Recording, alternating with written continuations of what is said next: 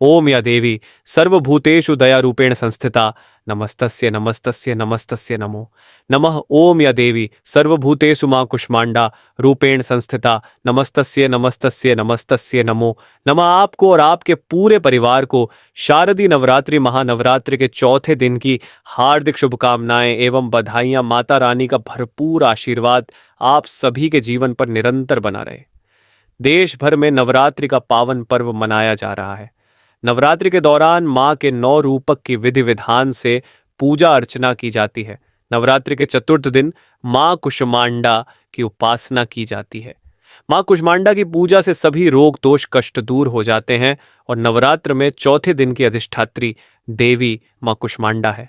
मां ब्रह्मांड के मध्य में निवास करती है और पूरे संसार की रक्षा करती है। मां कुष्मांडा के पूजन से यश बल और धन में वृद्धि होती है। मां कुष्मांडा सूर्य मंडल के भीतर के लोक में निवास करती है। मां के शरीर की कांति भी सूर्य के समान ही है और इनका तेज और प्रकाश से सभी दिशाएं प्रकाशित होती है और हो रही है। मां कुष्मांडा की 8 भुजाएं हैं। मां को अष्टभुजा देवी के नाम से भी जाना जाता है। इनके साथ हाथों में क्रमशः कमंडल, धनुष, बाण, कमल पुष्प, अमृतपूर्ण कलश चक्र तथा गदा है। 8वें हाथ में जप माला है। मां सिंह पर सवारी करती है। सबसे पहले इस दिन आपको स्नान कर लेना चाहिए।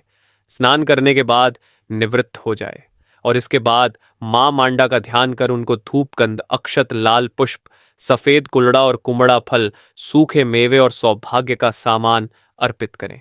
इसके बाद मां कुष्मांडा को भोग लगाएं।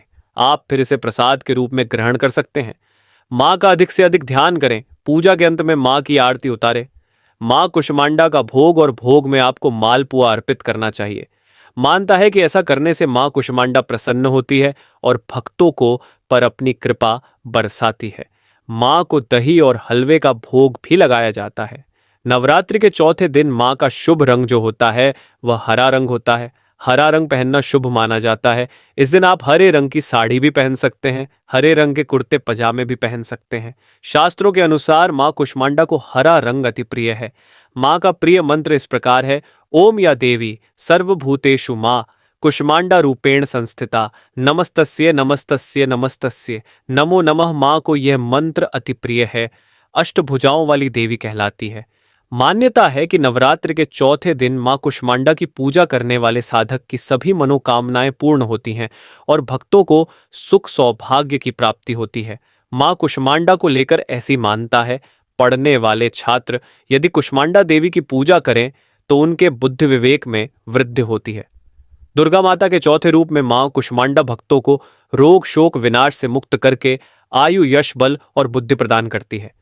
देवी कुष्मांडा को लेकर भगवती पुराण में बताया गया है कि मां दुर्गा मां के चौथे स्वरूप की देवी ने अपनी मंद मुस्कान से ब्रह्मांड की उत्पन्न किया था, इसलिए इनका नाम कुष्मांडा पड़ा। माना जाता है कि जब सृष्टि के आरंभ से पहले चारों तरफ सिर्फ अंधेरा था, ऐसे में मां ने अपनी हल्की सी हंसी से पूरे ब्रह्मांड की रचना की और वह सूरज के घेरे में रहती है और उन्हीं के अंदर इनकी इतनी शक्ति है कि वह सूरज की तपिश को भी सहन कर सकती है और सकती है। और मां कुष्मांडा का स्वरूप बहुत ही दिव्य और अलौकिक माना गया है। मां कुष्मांडा शेर पर सवार करते हुए प्रकट होती है।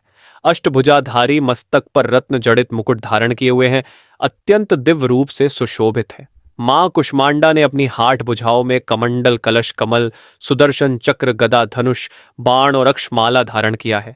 मां का यह रूप हमें जीवन शक्ति प्रदान करने वाला माना जाता है। मां कुष्मांडा को कुम्हारा यानी कि पेठा सबसे प्रिय है, इसलिए इनकी पूजा में पेठे का भोग लगाना ही चाहिए। आप देवी की पूजा में सफेद समूचे पेठे के फल की पली चढ़ा सकते हैं। इसके साथ ही को मालपुए और दही हलवे का भोग भी लगाना अच्छा माना जाता है और शुभ माना जाता है। मां को यह भोग अति प्रिय है।